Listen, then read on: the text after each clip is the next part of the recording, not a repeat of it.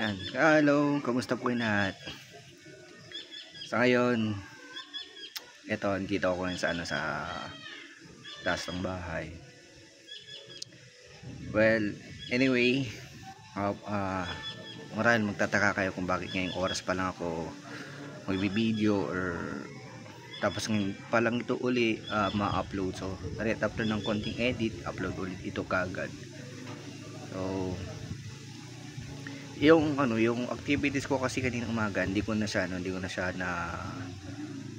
videohan kasi medyo alanganin kasi sa sa daanan, kaya iniisip ko lang din naman yung kaligtasan ko, nang sa ganun mas makapagpatuloy pa rin ako sa pagdo-documents ng mga activities ko. So naisip ko lang din kanina, at habang dahil sa ako pa lang ay muling nag-uumpisa, muling bumabangon sa bagong simulain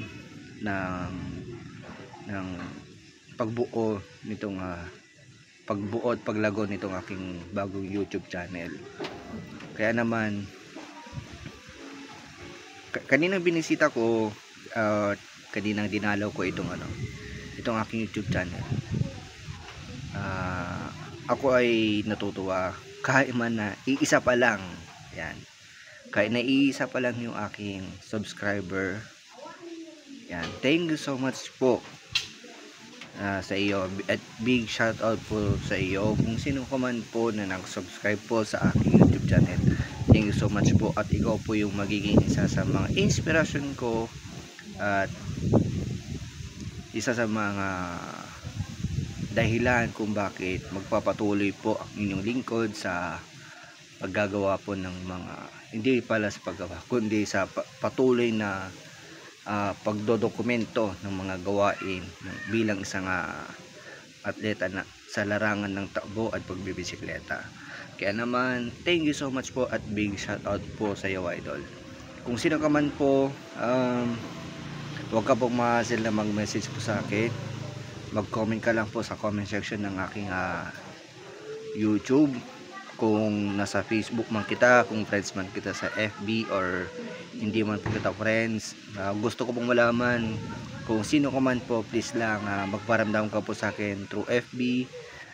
Pwede mo po i-message sa aking mismong personal FB account, and doon sa aking mismong Facebook page na Noboy Takbo, at saka dito po mismo sa aking YouTube channel.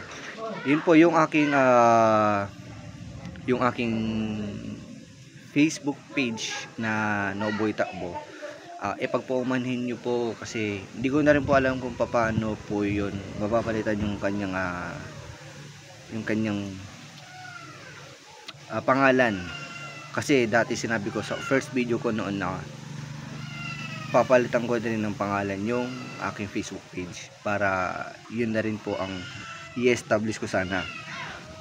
Pero sa ngayon, yun po muna ang